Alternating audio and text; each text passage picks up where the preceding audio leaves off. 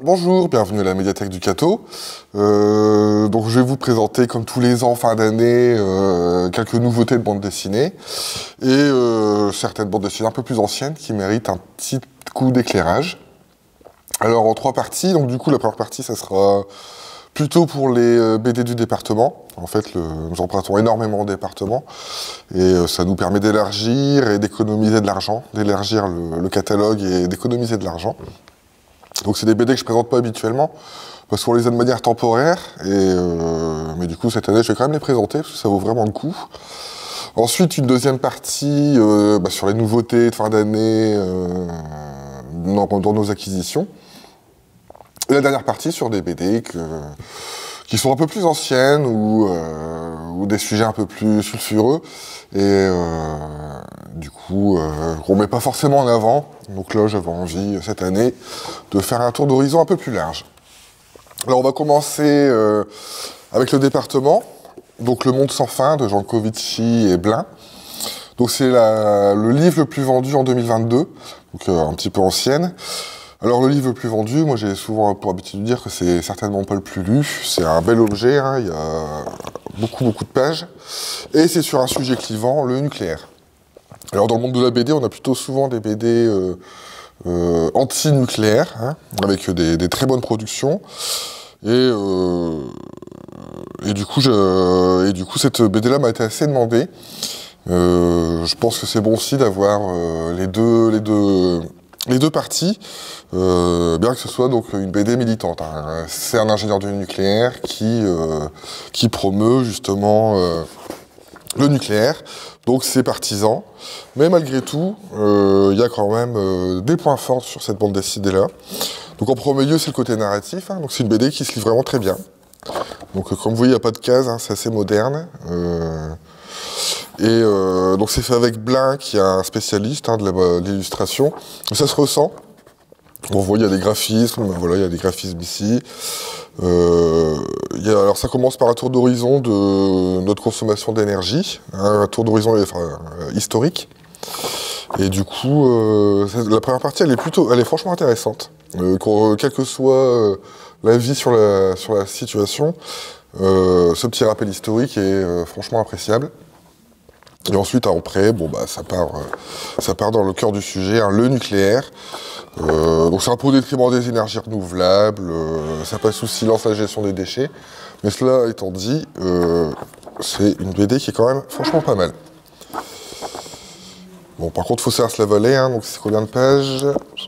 On va aller jusqu'à la fin. Donc c'est 192 pages, je pensais qu'il y en avait plus. Voilà.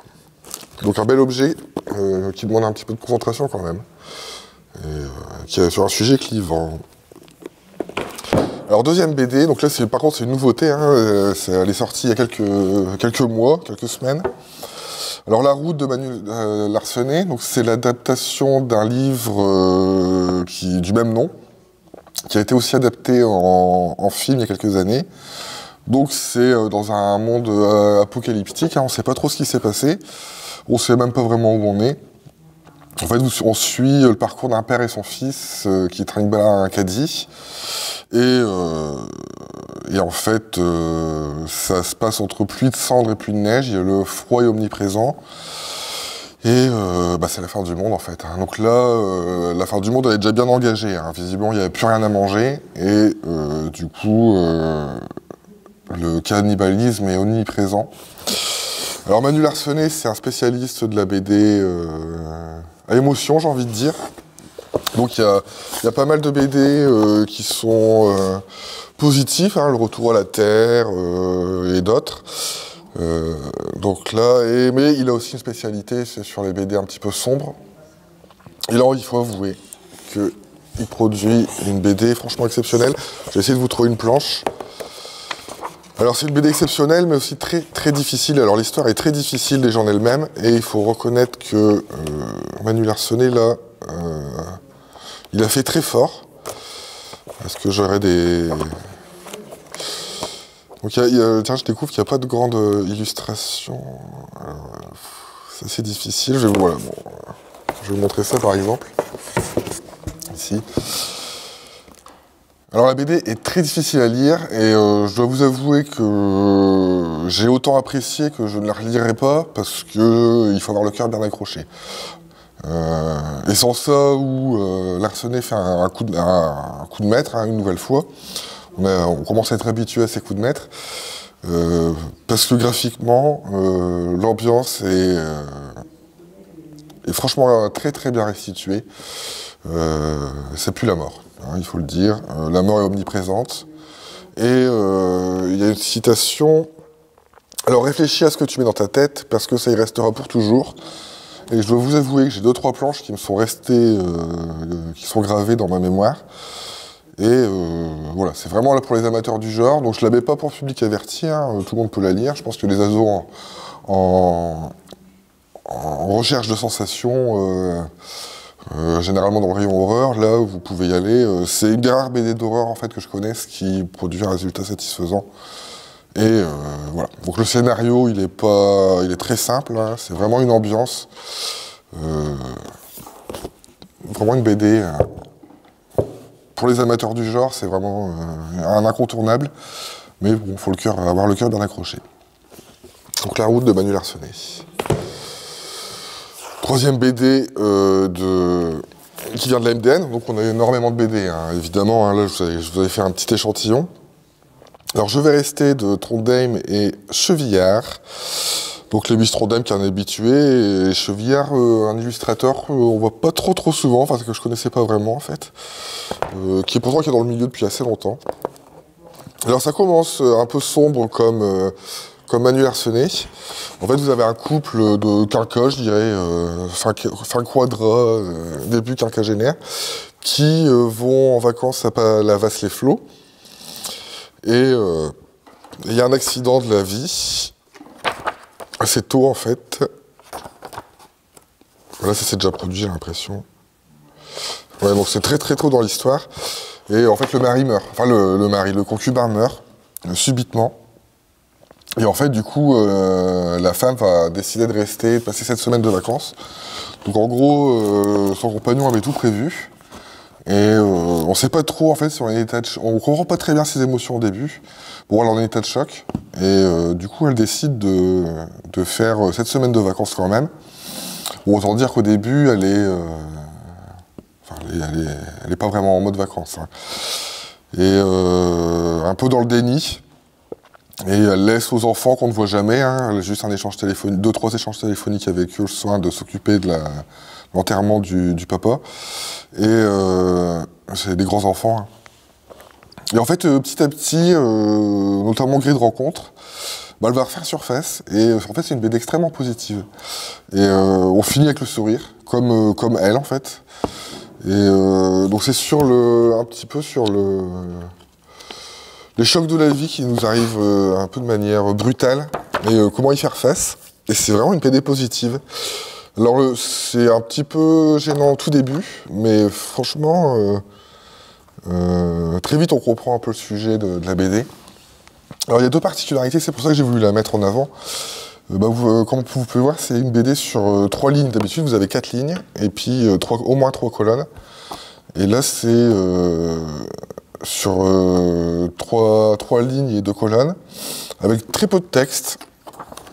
Voilà, je peux faire défiler. Des dessins sobres. Et en fait, je pense que c'est une BD qui pourrait très bien trouver son public dans le troisième âge, en fait. Parce que elle est vraiment simple à lire, les dessins sont propres. Enfin, propres dans le sens où c'est simple. Et pourtant, il y a une belle profondeur, il y a une très bonne émotion qui ressort à la fin. Et je pense que c'est pas vraiment une BD feel good, mais c'est une BD qui célèbre l'instant présent et malgré les difficultés qu'on peut rencontrer. Voilà, donc ça c'est vraiment tout public et je pense pour le troisième âge en particulier. Voilà. Alors dernière BD. Zelba, donc Le Grand Incident. Donc Zelba, c'est une auteure franco-allemande que je ne connaissais pas non plus, qui a quand même quelques BD à son actif. Donc je pense que je vais essayer de jeter un œil, de voir si je peux pas trouver autre chose. Donc là, c'est typiquement le genre de BD que moi, je suis passé complètement à travers. Et du coup, en cherchant dans les rayonnages du département, c'est le genre de petites trouvailles, de petites surprises qui sont vachement plaisantes.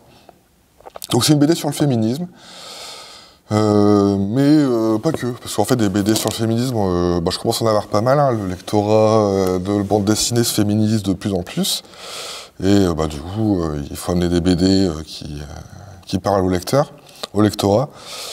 Et celle-ci, en fait, ça se passe au Louvre. Voilà. Et en fait, donc au Louvre, vous avez pas mal de nus, que ce soit dans les peintures ou dans les statues. Et en fait, toutes ces statues et ces peintures, on en marre des remarques sexistes et décident de disparaître. C'est ce qu'on appelle le grand incident. Et du coup, c'est la panique, hein. Le Louvre, c'est une autorité. Et il faut trouver une solution, et il s'avère que la solution, en fait, ça va être que les hommes aillent au musée dévêtus. Et du coup, ça va être extrêmement cocasse. Alors, vous pouvez voir, graphiquement, c'est vraiment... il n'y a pas de cases, hein, mais bon, elles sont sous-entendues. Le graphisme, il est vraiment étonnant, avec une représentation des œuvres qui est assez... attendez, je vais essayer de trouver une planche où il y a des statues. Là, elles ont déjà disparu, donc forcément, on ne les verra pas. Attendez... C'est les aléas du direct. J'ai pas de statue. Est-ce que je vais en avoir? Bon, j'essaierai de... Je continue à parler, je vais en trouver une. Et donc, du coup, les hommes doivent se dévêtir pour visiter le Louvre, et les statues réapparaissent. Et en fait, vous avez quelques fils, quelques sous-récits entre deux, sur les œuvres du Louvre, sur le monde artistique en général. Par exemple, au Louvre, dans la BD, vous avez un frère et une sœur qui échangent leur rôle, car au Louvre, il n'y a eu que des directeurs. Or, les collections sont un peu portées justement par la sœur plus que par le frère. Et donc celle-ci est secrétaire officiellement, mais officieusement c'est bien elle la directrice. Et du coup, on a pas mal de situations cocasses avec un très bon humour. Alors, ici les statues, hop, avec pas mal d'humour, et du coup, en fait, même si la BD est engagée, en fait, on sent pas vraiment l'engagement, quoi. C'est un sujet, ça fait partie du sujet en général. On note surtout, franchement, moi j'ai surtout noté la mise en avant du fond du Louvre et l'humour, parce que l'humour est vraiment omniprésent. Et surtout une vision assez égalitaire de la société qui est assez remarquable. Et à la fin, comme dans ce genre de BD, souvent on a une petite postface de l'auteur qui explique sa démarche, qui est franchement intéressante. Ainsi qu'un retour sur une des œuvres qui fait un nœud dont elle va parler en fait. Et le nu dans l'art aussi, qui est quand même le sujet de cette BD. Vraiment une BD intéressante. Et j'avoue que dans les médias, je suis retombé sur des statues dans les publicités ou je ne sais où, et j'ai reconnu en fait. Donc c'est assez notable. Donc vraiment une BD vraiment intéressante, et en plus je vous dis graphiquement, voilà, je prends une page au hasard, c'est d'une qualité irréprochable. Une fois n'est pas coutume, comme vous pouvez le voir, je vais commencer par un nouveau journal. Donc mon lapin quotidien, c'est le seul quotidien qui paraît tous les trimestres. Donc c'est fait par l'association. Donc l'association, alors c'est écrit en tout petit ici, hop, l'association. Donc en fait, c'est une association de BDistes, hein, comme on peut trouver en France, historiquement, qui promeut la BD indépendante. Donc ça n'empêche qu'il y ait des noms assez lourds derrière leur projet. Et donc quand on pense bande dessinée, on pense forcément illustration. Mais il y a aussi un certain travail d'écriture qui est fait généralement. Donc que ce soit au moins pour le scénario, mais aussi pour les dialogues. Et du coup, j'ai voulu essayer ce journal. Donc là, c'est sur le thème de la nature, hein. Mais tous les trimestres, vous avez des numéros différents, plus ou moins farfelus, enfin, des thèmes différents, plus ou moins farfelus. Et voilà, donc c'est un journal d'un grand format, avec beaucoup de textes, beaucoup d'illustrations aussi, forcément. Voilà, grand format. Une dernière page, ici, clac. Et si je parlais du texte, c'est parce que, même si c'est indépendant et un petit peu, enfin engagé, un petit peu militant, pour la liberté d'expression, à aucun moment, j'ai vu une BD donneuse de leçons, ou un petit peu... Parfois c'est un peu gênant, en fait, avec les BD militantes, enfin les trucs engagés, où ça nous donne le sentiment qu'il faut, avec l'urgence et tout. Non, là, c'est plutôt une balade mentale. Alors, j'avais envie de lire un petit passage. Donc voilà, donc là, par exemple, vous avez des vues sur la nature. Donc, je vais vous le situer après. Voilà. Alors, ce sont dans l'Orne, dans le bois de Saint-Laurent. Enfin, c'est des balades, des petits croquis d'illustrateurs qui se baladent. Et donc la particularité, ce sont les textes. Et je vous dis, c'est vraiment... c'est pas un journal où il y a moins de 300 mots. Hein. Vous avez pas mal de textes qui sont assez travaillés. Alors l'œuvre au vert, c'est un monde de fenêtres ouvertes comme des écrins qui laissent entrer des fractions de verdure. Il semblerait que la nature ressente quelque jalousie devant cette bichromie chimérique, voire chirurgie fantastique. La magie opère et l'humus s'amuse de ce pastis pistache qui vaut la vie en rose. Tout ce qui pousse sous le pinceau seconde l'éternel reverdit dans un printemps qui bazarde ses corsets d'émeraude et la métamorphose visuelle se fait mystère dans son réaménagement fantaisiste. Voilà, donc en le lisant, c'est plus facile à comprendre. Donc voilà, donc un grand format, avec pas mal de textes à lire, très diversifiés. Et c'est un trimestriel, donc du coup vous aurez le temps de le lire. Surtout que le papier il est costaud. Donc, je pense que ça va faire quelques prêts. Et ça sera à côté du rayon BD. Donc voilà, donc l'association. Donc évidemment, j'ai pris quelques BD de ce collectif. Alors c'est des BD... ça va être difficile d'en prendre beaucoup parce qu'en fait, vu qu'elles sont indépendantes, en fait, vous avez souvent des prises de risque au niveau du graphisme et ça plaît pas forcément au lectorat. Donc j'ai essayé de prendre dans le plus conventionnel. Alors Lewis Trondheim, avec son Lapino, c'est un personnage que vous avez peut-être déjà croisé. Donc j'en ai pris deux. Donc la nouvelle, l'Apocalypse joyeuse. Donc là c'est assez drôle. Je vais vous mettre la première planche parce que moi, elle m'a fait mourir de rire. Voilà, je ne vais pas la raconter. Si Claude arrive à la faire défiler. Donc c'est vraiment dans l'esprit assez moderne et parfois absurde, mais toujours avec une touche de petite subtilité sur notre mode de vie et notre façon de réagir. Et donc là, dans celle-ci, Lapino et son collègue vont se mettre au vert à la campagne, sauf qu'il y a un météorite qui va démolir leur voiture, et le météorite, vu qu'il vient de Mars, il coûte très cher. Et du coup, il va faire l'objet de convoitises. Donc c'est assez rigolo sur la convoitise et sur l'appât du gain. Donc j'ai la petite citation. Si la terre était faite d'or, je pense que les hommes mourraient pour une poignée de poussière. Voilà, et la deuxième BD qui est vraiment à mourir de rire, celle-là je la recommande fortement. Donc là c'est Lapino, on ne sait pas trop pourquoi, pour un essai d'une machine quantique, enfin c'est expliqué, mais on s'en fiche un petit peu, qui se retrouve dans la peau d'Astérix. Donc vous avez une aventure d'Astérix et d'Obélix, avec Lapino qui se réveille dans la peau d'Astérix. Et du coup, donc on est dans le cocasse en fait à 300%. Alors je vais vous mettre juste une planche qui est... En fait, donc on retrouve tous les gags d'Astérix ici avec le poissonnier. Bon, c'est pas vraiment celle que je cherche. Avec le poissonnier. On retrouve les pirates à un moment donné. Et on retrouve les baffes sur les Romains. Une différence près. Alors, attendez, parce que je voudrais pas vous casser montrer tout le gag, parce qu'il y a un gag qui est particulièrement drôle. Ici, Claude Dupin-Marcel-là, essaie de pas trop déborder.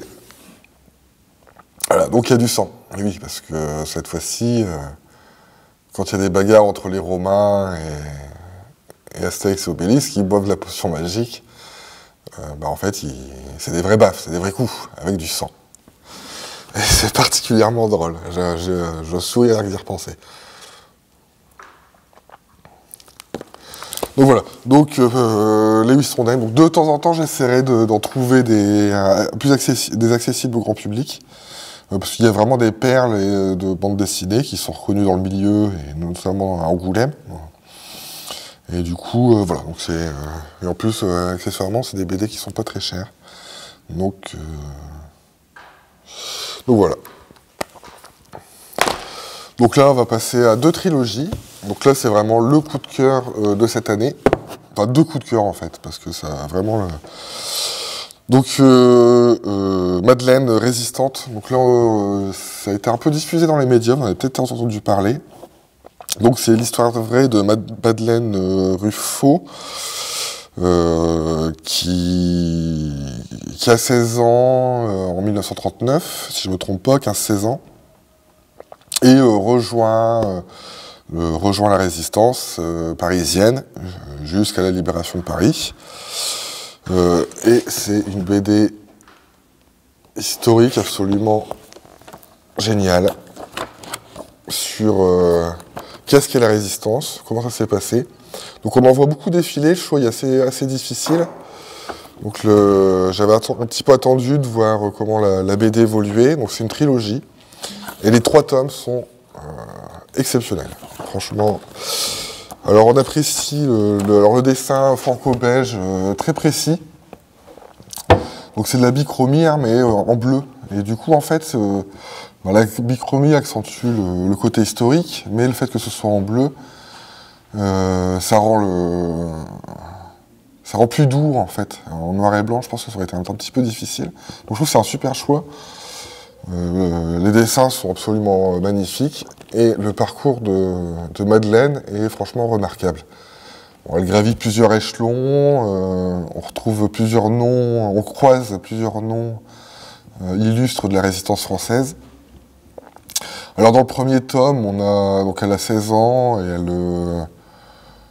on découvre les raisons de son engagement. Et parfois, c'est des petites choses qui font que des petites vexations de l'occupant, des remarques déplacées, des gestes déplacés qui font à 16 ans, quand on est tout feu tout flamme, on décide de passer le pas. Ensuite, vous avez un second tome où elle prend ses marques dans la résistance, où on découvre un petit peu la résistance parisienne. Et dans ce 3e tome, elle passe pas mal de son temps dans les prisons. Donc, prison de la police française, et aussi de la police allemande, où la BD est franchement violente. Donc les dessins restent très propres. Comme je vous dis, vous avez le bleu qui atténue un petit peu la dureté du récit. Mais le contenu est franchement... par moments, c'est assez difficile. Et du coup, c'est une BD qui est qui est beaucoup dans l'émotion, en fait. Les 3 tomes, de toute façon. Hein. Chaque tome a sa part d'émotion, et chaque tome est un exemple, un mini chef-d'œuvre en soi. Enfin, en tout cas, la trilogie est un chef-d'œuvre. Donc, ils vont continuer la série, mais bon, nous, on va s'arrêter là, parce qu'en fait, la série, c'est quand même la résistance. Hein.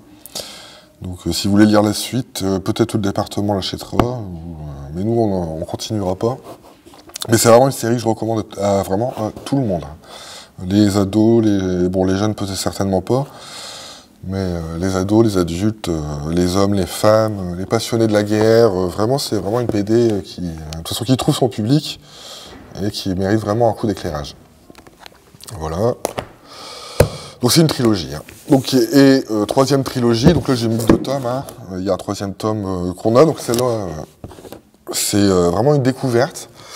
Donc Slava qui vient de slave, hein, c'est un prénom. Donc ça se passe en Russie. Elle a commencé à être publiée avant les événements en Ukraine, hein, et il ne s'agit absolument pas de parti pris politique ou quoi que ce soit. En fait, c'est une BD qui se passe dans les années 90, enfin qui commence dans les années 90, juste après la chute du mur du Berlin, à une époque en fait où toute la Russie est à vendre et qu'elle tombe dans les mains des oligarques. Donc on a deux personnages principaux, enfin ils sont trois en vérité, voire quatre. Donc vous avez un étudiant en beaux-arts qui va troquer sa casquette d'artiste pour une casquette de commerciaux. Et est-ce que j'ai une citation? Non, j'ai pas de citation. Donc en fait, le commercial, en fait, c'est un truand qui va tout vendre. Donc en fait, vous avez un petit peu comment ces gens qui ont survécu au communisme, un petit peu dans le trafic noir, vont s'épanouir, entre guillemets, hein, avec la chute du mur de Berlin et l'ultracapitalisme, l'ultralibéralisme qui vend tout, en fait. Donc en fait, ça commence par une petite course-poursuite. Alors, plusieurs choses remarquables dans cette BD, hein, la qualité graphique. Alors on a l'impression que c'est du dessin rapidement fait, mais en fait il est très travaillé, hein. Vous avez les dessins, les personnages qui sont un petit peu hachés, mais c'est parce que c'est une BD qui a un rythme vraiment soutenu. Les pages défilent. Alors il y a un truc que j'ai bien aimé, comme vous pouvez le voir, quand vous avez de l'action, vous avez un peu à l'idée des mangas. Les mangas, en fait, quand vous avez des bruitages, les bruitages ils sont dessinés en japonais, en idéogramme. Et là c'est pareil, vous avez les tac tac tac tac tac tac. Donc là bon tac tac tac, c'est les mêmes polices que nous. Mais si vous regardez un peu plus, ici là par exemple on voit bien, c'est l'alphabet cyrillique. Et du coup ça renforce l'immersion. J'ai trouvé ça assez sympa. Donc du coup ça commence par une petite poursuite dans le froid. Et nos héros arrivent dans un bâtiment abandonné qui a un manoir fait de chêne et de marbre. Donc vous avez notre commercial truand qui y voit l'occasion de tout vendre et se faire beaucoup d'argent. Et en fait la population lui dit, en fait nous on a des usines avec des machines qu'on peut revendre et trafiquer. Et en fait là du coup vous avez un gros budget. Donc il reste à trouver les acheteurs, et les acheteurs en fait ça sera des oligarques qui n'auront pas forcément envie de payer, plutôt envie de se débarrasser de ces intermédiaires. Donc là j'ai lu que le premier tome, et le twist final est assez remarquable. J'ai hâte d'attaquer le second tome. Et donc il semblerait que chaque tome, hein, d'après les commentaires des collègues dans le milieu de la BD, chaque tome vaut son pesant de cacahuètes. Donc Slava, donc ça c'est une petite trilogie qui ne sera pas proposée partout, en tout cas qui sera chez nous. Et, je vous conseille vivement d'aller la lire. En plus, ne serait-ce que pour la découverte des années 90 et un petit peu de la mentalité russe. C'est une réelle immersion qui est assez remarquable.